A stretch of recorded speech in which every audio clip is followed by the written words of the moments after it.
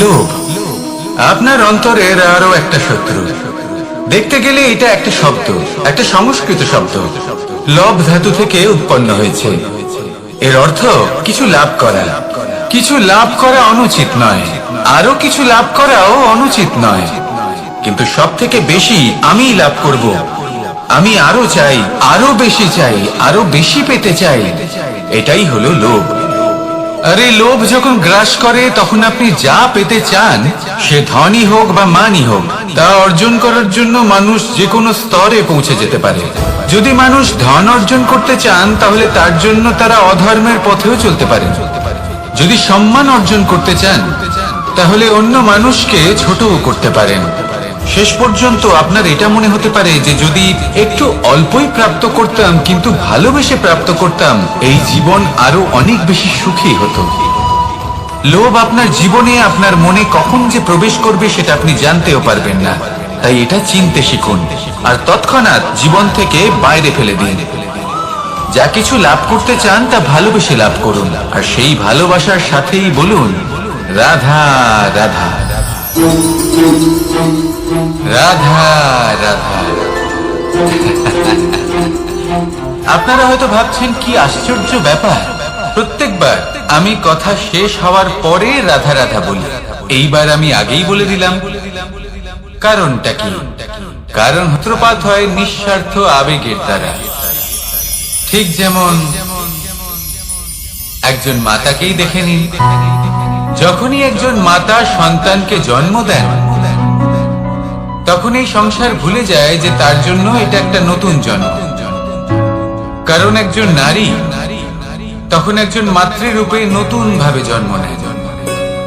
একজন নারী স্ত্রী ও গৃহবধূ রূপে কিছু অধিকার লাভ করে থাকে, কিন্তু তিনি যখন মা হয়ে যান তখন তিনি শুধুই দান করতে শেখেন। নিজের সন্তানের জন্য কত কিছুই না করেন, তাকে বাৎসল্যের সাগরে ভাসিয়ে নিয়ে যায়। এই সংসারে রাজকুমার জন্ম নিতেই পারেন, তাকে রাম এবং লক্ষণ কিন্তু মায়েরাই বানিয়ে তোলেন। একজন গোয়ালা জন্ম নেয়, তাকে দ্বারকাধীশ একজন মাই বানিয়ে তোলেন। পিতা হলেন সেই পর্বত যার একটা অংশ হলো তার সন্তান, কিন্তু মা হলেন সেই শিল্পী যিনি একটা পাথরকে খোদাই করে এমন এক মূর্তি গড়ে তোলেন যাকে সকলে পূজনীয় মনে করে। তাহলে স্মরণ করুন সেই সকল মুহূর্ত যেগুলি আপনি নিজের মাতার সাথে অতিবাহিত করেছেন। অনুভব করতে পারবেন যে কিভাবে এক মুহূর্তেই এই মন প্রফুল্ল হয়ে ওঠে। এবারের কারণ কি? এর কারণ হলো এই জীবনের আসল দ্বারই হলো মমতা।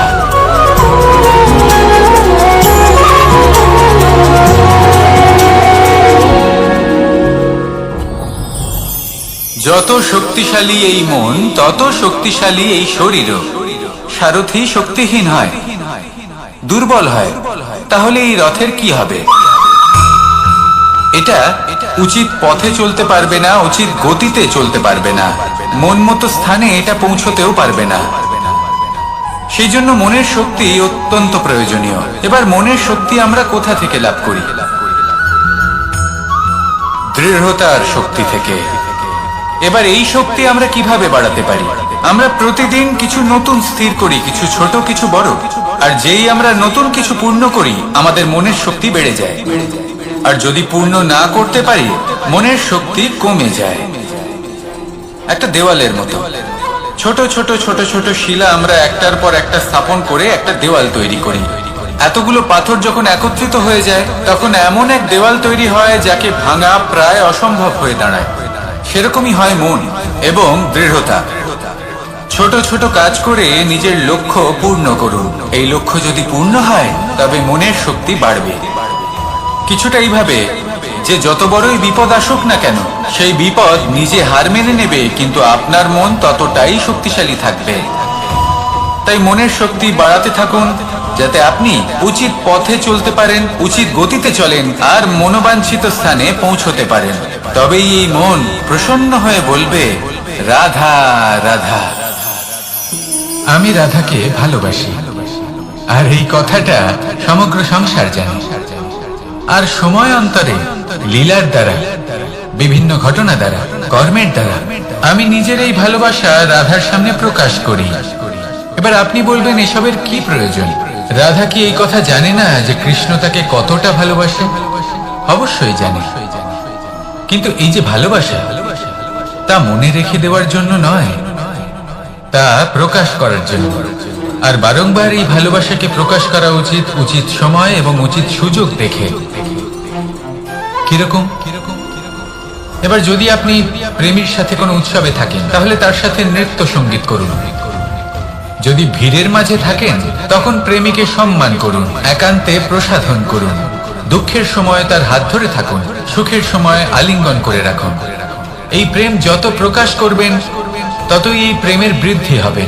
এই প্রেম আরো বেশি গভীর হবে, অটুট হবে। তাই এই প্রেমকে মনে নয়, আপনার জীবনে স্থান দিন। মন খুলে প্রকাশ করুন, আর আমার সাথে ভালোবেসে বলুন, রাধা রাধা। গুরুত্বপূর্ণ একটা কথা আছে যা আপনার মনে রাখা উচিত। আপনার এই মানসিকতা, আপনার এই স্বপ্ন, তা যেন আপনার নিয়ন্ত্রণে থাকে। আপনার বন্ধ মুঠোয় যেন এর লাগাম থাকে, আপনি যেন এর প্রভু হন।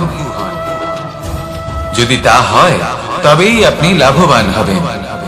যদি এরা আপনাকে নিয়ন্ত্রণ করতে থাকে, যদি আপনার মুঠো খুলে যায়, না পথ আপনার নিয়ন্ত্রণে থাকবে, না মানসিকতা থাকবে, না স্বপ্ন নিয়ন্ত্রণে থাকবে।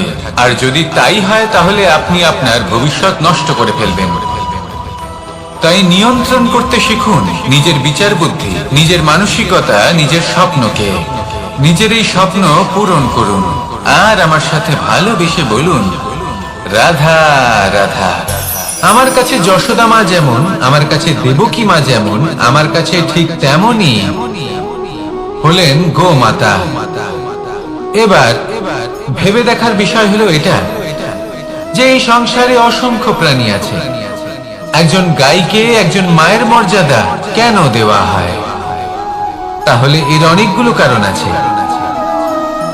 এই গাই অর্থাৎ গোমাতা, এনারা হলেন অত্যন্ত শান্ত, শান্তি প্রিয়, কখনো কারোর কোনো ক্ষতি করতেই পারেন না। গোমাতা যে দুধ নিজের বাছুরকে পান করান, সেই দুধই আমাদেরও দেন। সেই দুধ পান করে আমরা শক্তি লাভ করি। এই দুধ থেকে আমরা মাখন, ঘি, পায়েস, এইসব সুস্বাদু খাবার লাভ করি। গোমাতার গোবর আমাদের জ্বালানি হিসেবে সাহায্য করে, যার ফলে খুব কম সংখ্যক কাঠ ব্যবহার করা যায় এবং বেশিরভাগ জঙ্গল সুরক্ষিত থাকে। গোমাতার গোমূত্র, সেটাও আমাদের কাছে লাভজনক। এর দ্বারা আমরা অনেক রোগ থেকে মুক্তি লাভ করতে পারি। গোমাতা যখন একটি বাছুরকে জন্ম দেন, তখন সেই বড় হয়ে আমাদের ক্ষেত কর্ষণ করে। সেই জন্য গাইকেও জীবনে মায়ের মর্যাদা দেবেন।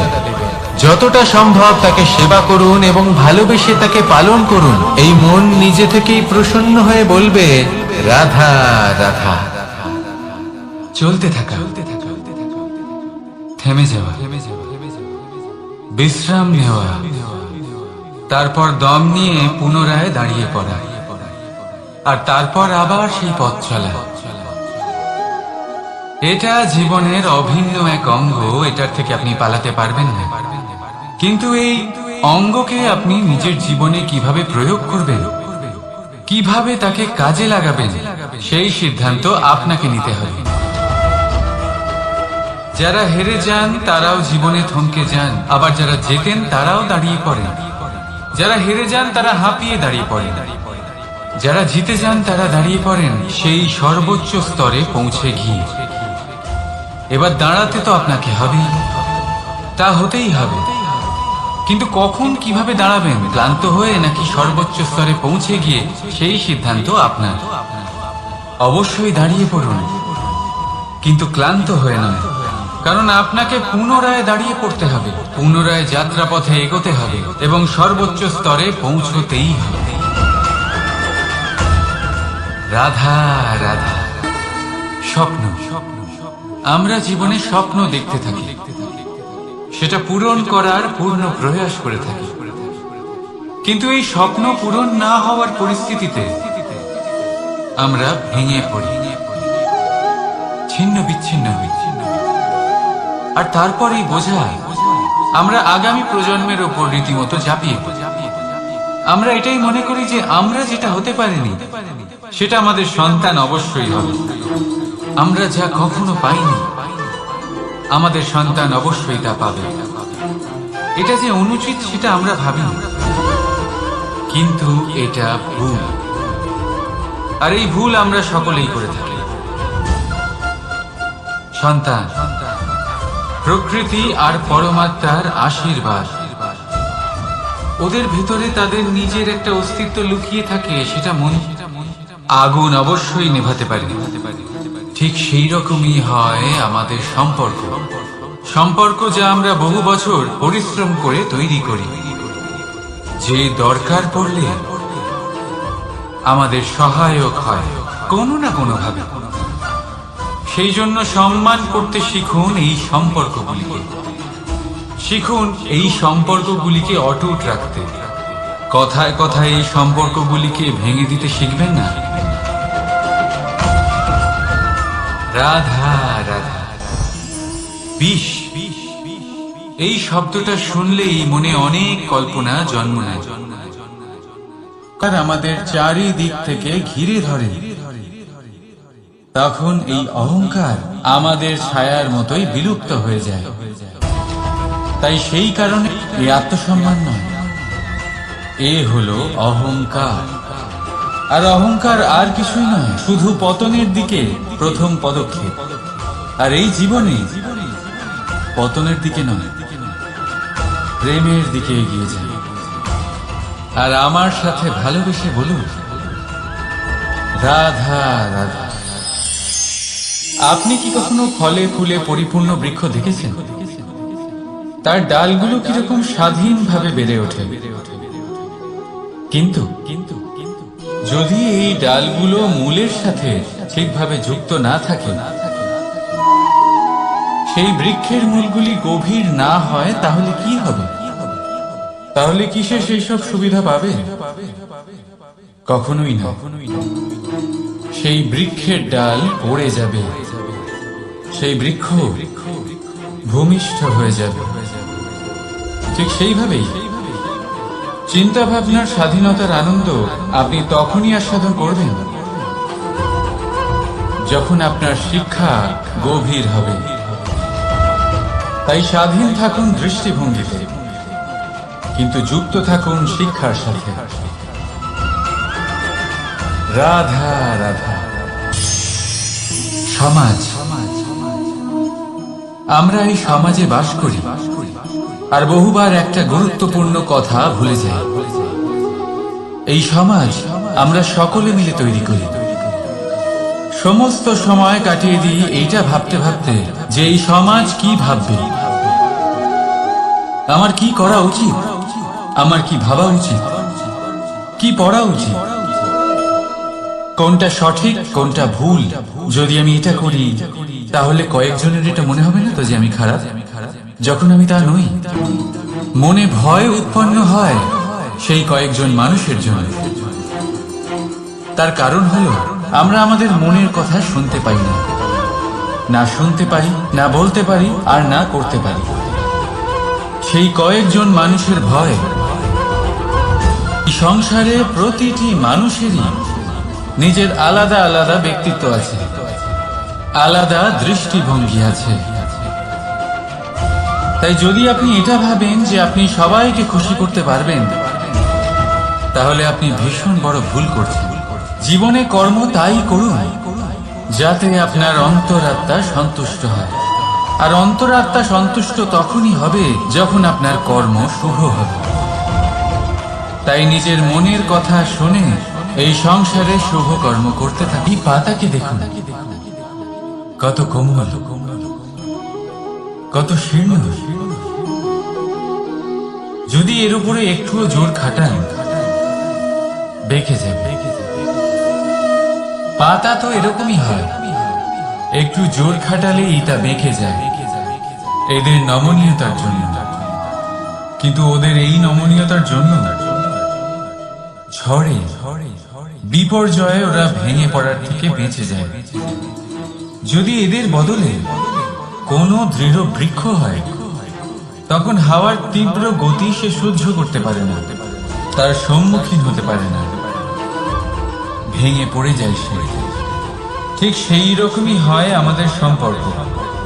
যদি এর মধ্যে সম্পর্কের সামনে নত হতে শিখো, রাধা রাধা, প্রেম। আমরা সকলে প্রেম করি, প্রেম পাওয়ার চেষ্টা করতে থাকি। আর এমনও অনেক মানুষ আছেন যারা প্রেম অর্জন করেও ফেলেন, কিন্তু সেখান থেকে শুরু হয় এক নতুন অধ্যায়। আচমকা দুই প্রেমীর কিছু অনুচিত বলে মনে হতে থাকে। আচমকা দুজনে নিজেদের অস্তিত্ব নিয়ে বিচলিত হতে থাকেন। এবার এমন হলে কি করা যেতে পারে? আর এই হলো চুন। প্রেম আপনাকে কোথায় কোথায় নিয়ে যায়। রাধা রাধা। জীবনে ক্ষমা চাওয়া তাও কিছুটা সহজ, ক্ষমা করতে পারা অত্যন্ত কঠিন।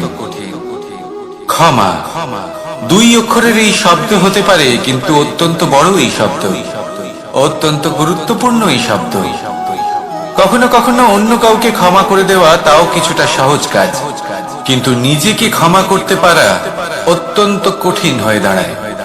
অতীতে যদি আমাদের এমন কোনো ভুল হয় যে কারণে আমরা ক্ষমা করতে না শেখেন, নিজেকে ক্ষমা যদি না করতে পারেন, তাহলে তা আপনার জীবনের সব থেকে বড় বাধা হয়ে দাঁড়াবে। সেই জন্য জীবনে অবশ্যই শিখুন যে কিভাবে নিজেকে ক্ষমা করতে হয়, আর শিখুন যে আগের করা ভুল আবার কি করে না করা যেতে পারে। এই মন হালকা হবে আর প্রসন্ন হয়ে বলবে, রাধা রাধা। এই সংসারে যখনই কোনো সমস্যা আসে, তখন আমরা আমাদের সব থেকে বড় সম্বলের কাছে আশ্রয় খুঁজি, তা হলো আমাদের বিশ্বাস। এবার প্রশ্ন হলো এটাই যে এই বিশ্বাস কার উপর করা যেতে পারে?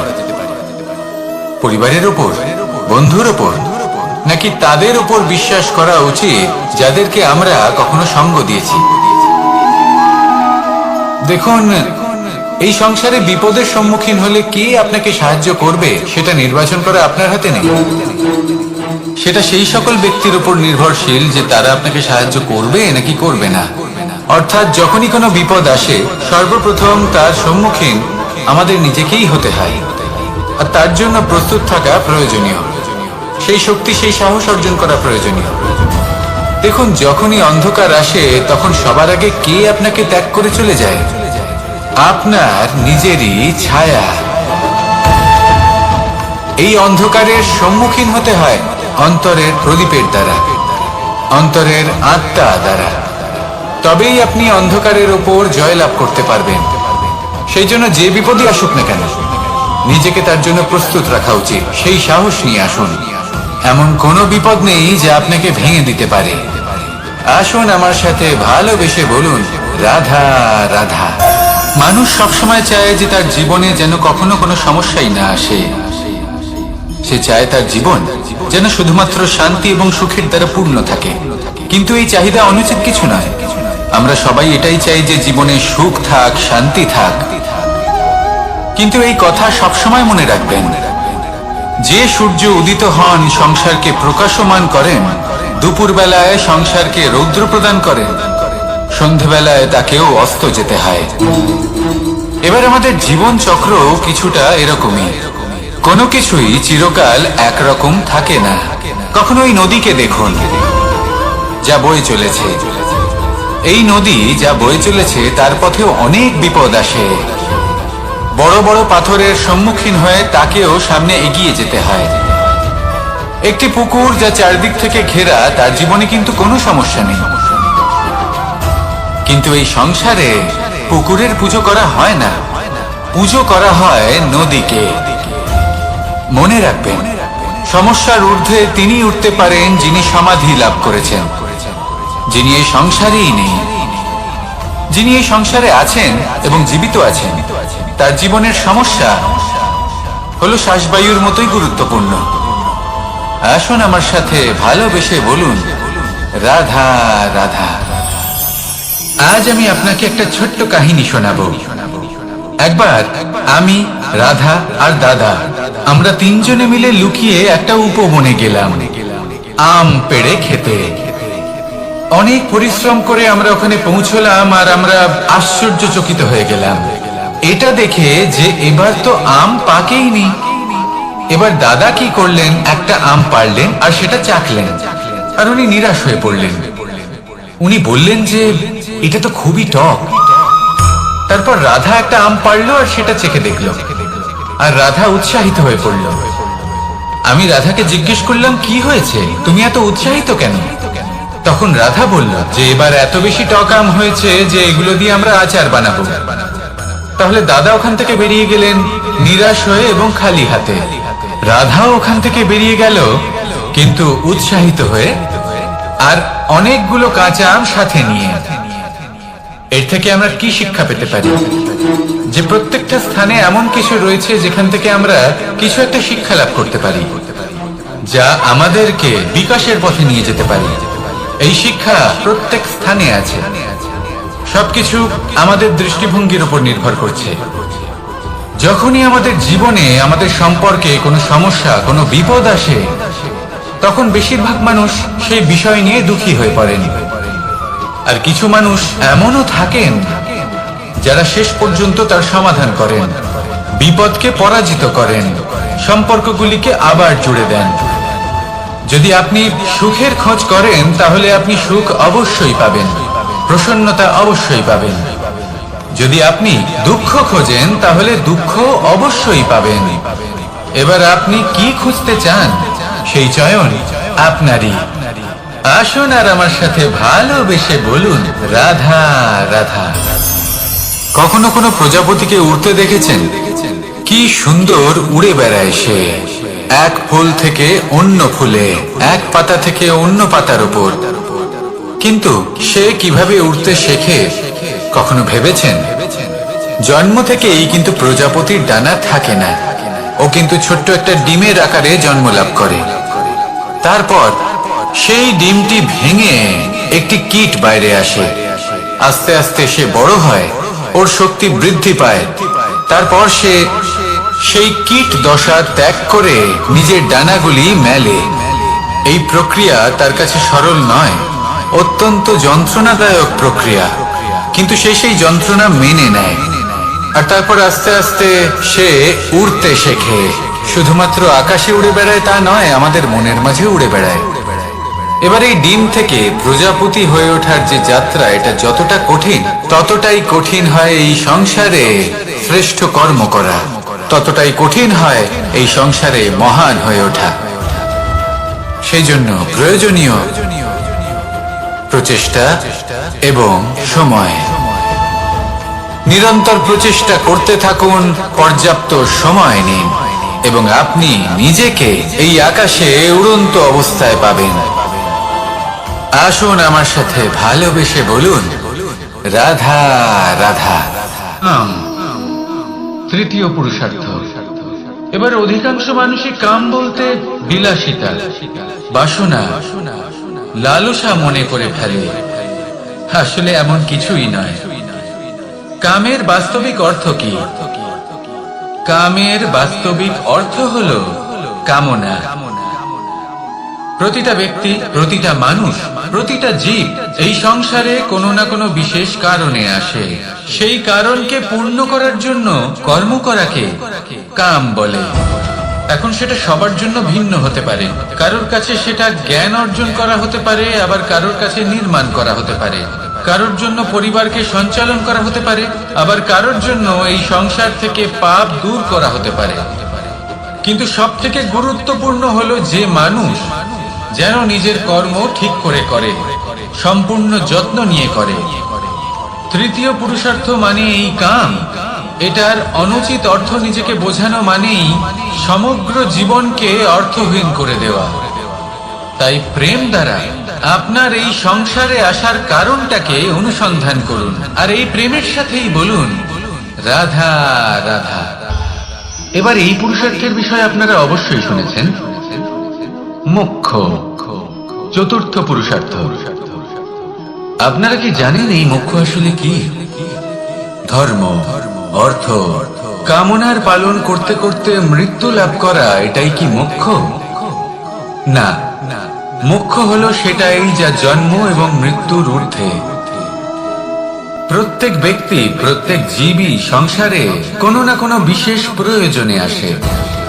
ধর্মপথে, সৎপথে অর্থ উপার্জন করা, প্রয়োজনকে পূর্ণ করার চেষ্টা করতে করতে সেই প্রয়োজনকে পূর্ণ করা তাকে মুক্তির পথে নিয়ে যায়, যা হলো মোক্ষ। যদি এই মোক্ষ লাভ না হয়, তাহলে মানুষ জন্ম এবং মৃত্যুর এই চক্রে বারবার ফিরে আসবে। তাই নিঃস্বার্থভাবে সদ্ভাব নিয়ে কর্ম করুন, সকলকে ভালোবাসুন, আর আমার সাথে বলুন রাধা রাধা। মানুষ বড়ই বিচিত্র প্রাণী। অধিক থেকে অধিকতর ধন লাভ করার চেষ্টায় নিজের শরীরকে নষ্ট করে ফেলেন, নিজের শক্তি হারিয়ে ফেলেন, নিজের সামর্থ্য হারিয়ে ফেলেন। আর যে ধন লাভ করেন সেটা কোথায় যায়? সেই শক্তি, সেই সামর্থ্যকে আবার ফিরে পাওয়ার জন্য। আর কিছু মানুষ জীবন এমন ভাবে যাপন করেন যেন তা কখনোই শেষ হবে না, কিন্তু শেষ তো সবারই হবে। আর যখনই শেষটা কাছে চলে আসে, তখন মানুষ এটা বুঝতে পারেন যে সে জীবনকে উপভোগ করেননি। তার কারণটা কি? লালসা। এই লালসা জন্ম দেয় লোভকে, আর এই লোভ জন্ম দেয় আপনারই বিনাশকে। সেই জন্য আজ আপনার কাছে যা কিছু আছে, যেমনটা আছে, তার সাথে জীবন যাপন করুন, পূর্ণরূপে যাপন করুন। আপনার কাছে যতই ধন, শক্তি, মান থাকুক, তা সবার মধ্যে ভাগ করতে শিখুন।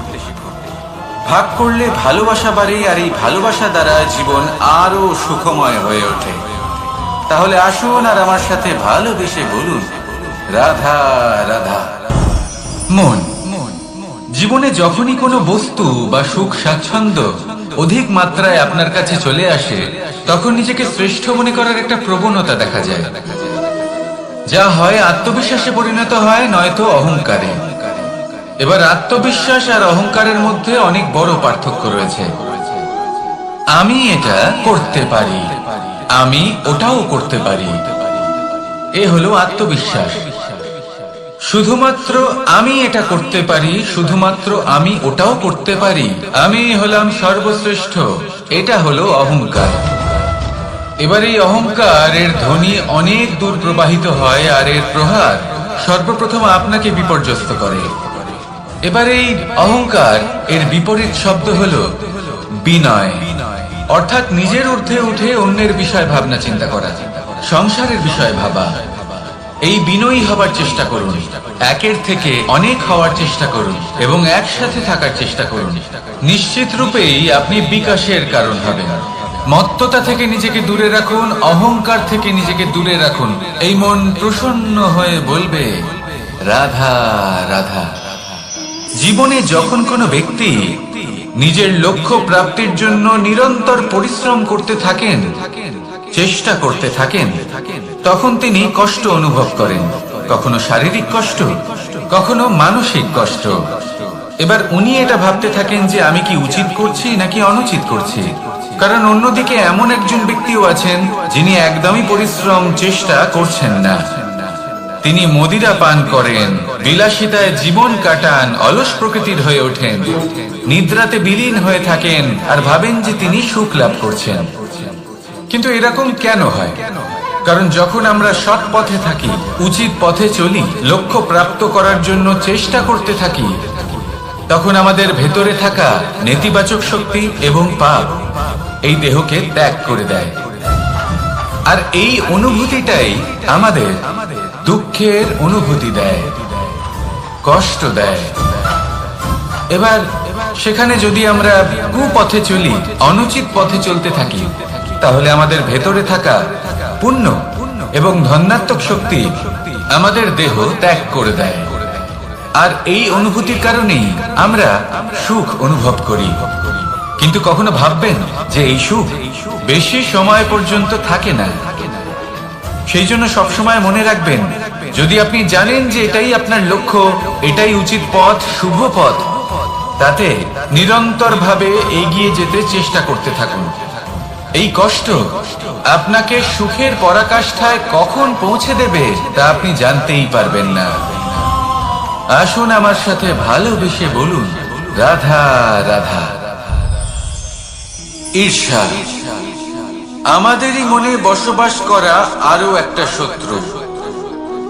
তবে এই শত্রু কখনো কখনো আমাদের জন্য লাভদায়কও হতে পারে, কিন্তু যদি আমরা সতর্ক না থাকি তাহলে সেটা ততটাই ঘাতক হয়ে উঠতে পারে। যদি আপনার কোনো প্রতিদ্বন্দ্বী থেকে থাকে যে এগিয়ে চলেছে, তাকে দেখে আপনার মনে ঈর্ষা উৎপন্ন হয়, আর ঈর্ষাবশত আপনি নিরন্তর চেষ্টা করতে থাকেন, পরিশ্রম করতে থাকেন সামনে এগোনোর জন্য, তাহলে তার দ্বারা আপনার বিকাশই হবে। কিন্তু যদি আপনি নিজের বিরোধীকে শেষ করতে দেওয়ার জন্য অগ্রসর হন, তাকে বিনাশ করার জন্য অগ্রসর হন, তাহলে এই ঈর্ষা প্রথমে আপনার বিনাশ অবশ্যই করবে। একটা কথা আছে, এটা পশু প্রবৃত্তি, আপনি শুধুই নিজের বিকাশের কথা ভাববেন। তিনিই হলেন প্রকৃত মানুষ, যিনি অন্য মানুষের জন্য প্রাণও দিতে পারেন। এই ঈর্ষা যদি আপনাকে বিকাশের পথে নিয়ে যেতে পারে তাহলে খুবই ভালো। যদি আপনাকে অন্য কাউকে বিনাশ করে দেওয়ার পথে অগ্রসর করে, তাহলে তার থেকে দূরে থাকাই ভালো। যেমন ধরুন, আপনার কাছে একটা সুচ আছে, যার দ্বারা আপনি ছেঁড়া কাপড়ও সেলাই করতে পারবেন বা অন্য কারোর পাত্রে ছিদ্রও করে দিতে পারবেন।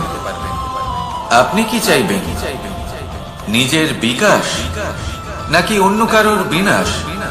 সিদ্ধান্ত আপনারই।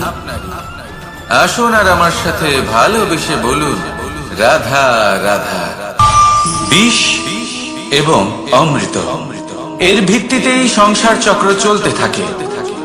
যখন সমুদ্র মন্থন হয়েছিল তখন এই দুই প্রাপ্ত হয়েছিল। প্রথমে বিষ পাওয়া গেল, তারপর অমৃত। জীবন মন্থন করলেও এগুলো লাভ করা যায়। এবার এই যে বিষ, তা হলো অমৃতের থেকে অনেক বেশি শক্তিশালী এবং সেই জন্যই অনেক বেশি ঘাতক। এবার বোঝার চেষ্টা করি এই বিষ আসলে কি।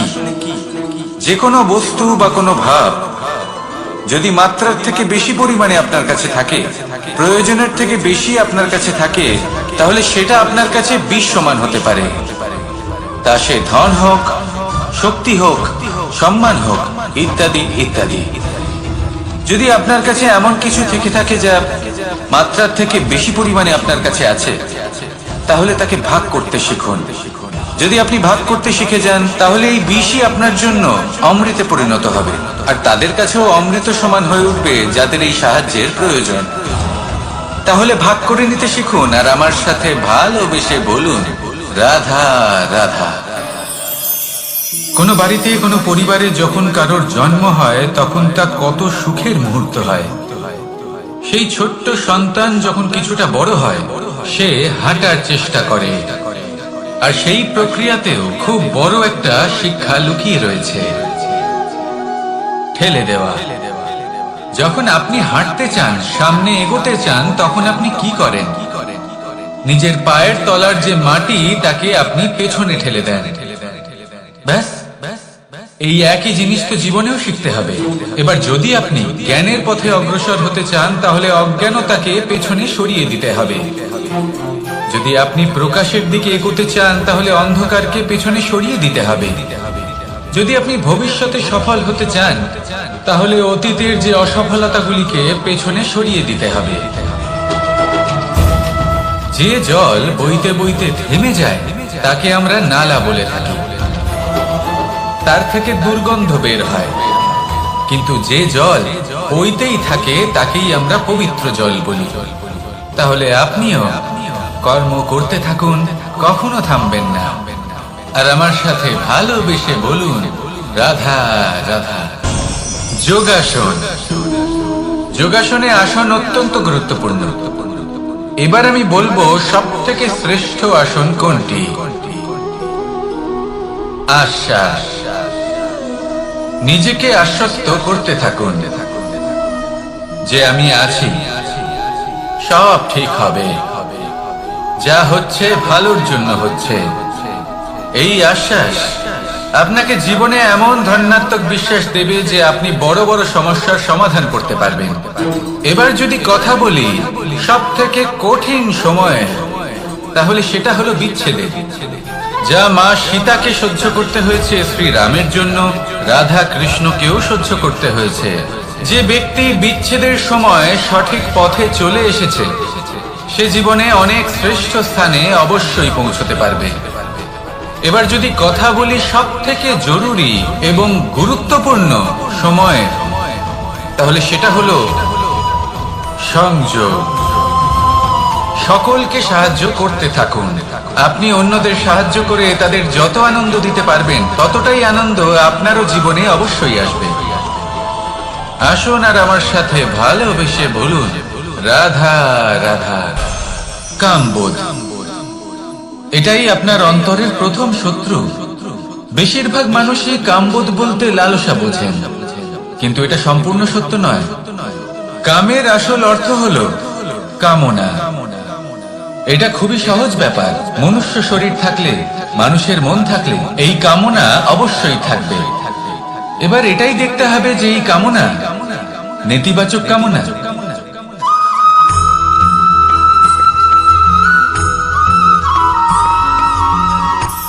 কখনো কোনো বাগানের কোনো বৃক্ষকে দেখেছেন যেখানে সুগন্ধি ফুল থাকে, রসালো ফল থাকে? তখন মন প্রফুল্ল হয়ে ওঠে, মন থেকে সেই বৃক্ষের প্রতি ভালোবাসা জন্মায়।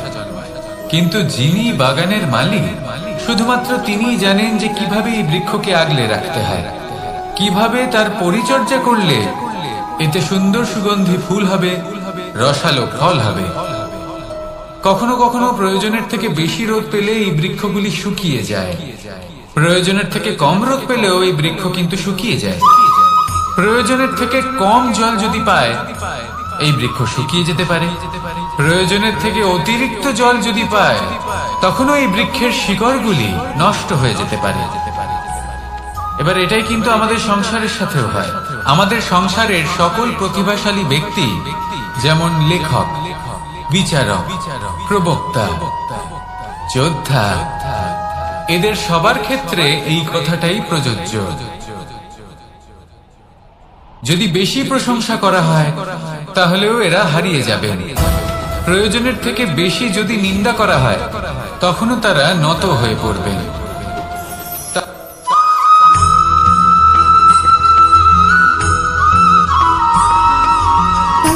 সুখ, দুঃখ এবং শক্তি, এই তিন হলো এই সংসারের ত্রিদেবের মতো। আমাদের জীবনে যা কিছু ঘটছে এই তিনটির ভিত্তির উপরেই হচ্ছে। আসলে এই সংসারের একটা নিয়ম আছে, যখনই আপনি কিছু লাভ করেন, এই সংসার আপনার পরীক্ষা নেয়। এটা জানার জন্য আপনার পরীক্ষা নেয় যে আপনি যা কিছুই লাভ করেছেন, আপনি কি আদৌ সেটার যোগ্য কিনা। ঠিক সেইভাবেই এই সুখ, দুঃখ এবং শক্তি আপনার পরীক্ষা নিয়ে থাকে। যখন সুখ আসে, তখন সে আপনার পরীক্ষা নেয় যে আপনার মধ্যে অহংবোধ জাগ্রত হয়নি তো। যদি অহংবোধ চলে আসে, তাহলে সুখ সেখানেই সঙ্গ ত্যাগ করে। দুঃখ আপনার ধৈর্যের পরীক্ষা নিতে থাকে, আর যদি আপনার মধ্যে ধৈর্য না থাকে, তাহলে এটা আপনাকে আরো বেশি দুঃখের গভীর অন্ধকারে ঠেলে দেবে। সেখানে শক্তি পরীক্ষা নেয় আপনার বিনম্রতার। যদি আপনি বিনম্র না হন, তাহলে হয় এই শক্তি আপনার সঙ্গ ত্যাগ করবে, নয় এই শক্তি বিনম্রতার অভাবে আপনার পতনের কারণ হতে পারে। এই সংসারে যে কোনো ব্যক্তি যিনি এই পরীক্ষায় উত্তীর্ণ হয়ে থাকেন, এই জীবনে তিনি সাফল্য লাভ করেন। আসুন আমার সাথে ভালোবেসে বলুন, রাধা রাধা।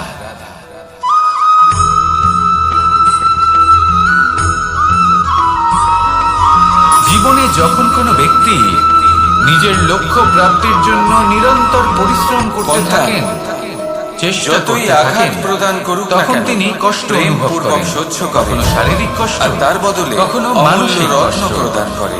এবার উনি এটা ভাবতে থাকেন সন্তান যে আমি কি যদি উচিত হাল করছি চালায়, নাকি অনুচিত করছি, তাহলে তার কারণ বদলে তাকে অন্যদিকে অন্ন এমন প্রদান একজন করে। ব্যক্তিও আছেন যিনি এটাই একদমই হলো পরিশ্রম ধারণা। চেষ্টা এবার এর করছেন থেকে না। আমরা কি তিনি শিক্ষা পেতে মদিরা পারি? পান করেন, বিলাসিতায় জীবন যে কারোর কাটান, জন্য অলস প্রকৃতির কিছু হয়ে করা ওঠেন বা কাউকে কিছু নিদ্রাতে দেওয়া, বিলীন হয়ে থাকেন মনে আর কোনো ভাবেন যে কামনা তিনি সুখ ছাড়াই। লাভ করছেন।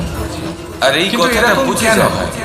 যদি কারণ কারোর যখন জন্য আমরা কামনা সৎ না পথে রেখে থাকি, উচিত বা পথে কোনো চলি, পাওয়ার আশা লক্ষ্য না প্রাপ্ত রেখে করার কারোর জন্য জন্য কিছু চেষ্টা করেন করতে বা থাকি, কারোকে কিছু দেন, তখন আমাদের ভেতরে থাকা যদি এটা আপনি নেতিবাচক শিখতে পারেন, শক্তি এবং তবে পাপ আপনি ভালোবাসতে এই শিখে দেহকে গেছেন। ত্যাগ করে দেয়।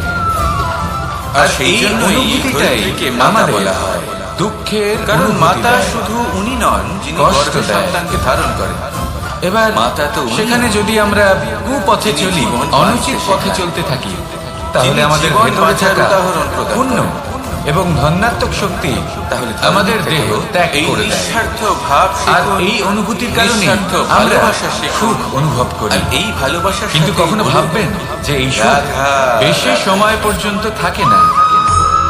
সেই জন্য সবসময় মনে রাখবেন, যদি আপনি জানেন যে এটাই আপনার লক্ষ্য, এটাই উচিত পথ, শুভ পথ, সম্পর্কগুলো তাতে আমাদের জীবনে একটি নিরন্তরভাবে আধার। এগিয়ে যেতে কিছু চেষ্টা সম্পর্ক করতে এমন থাকুন।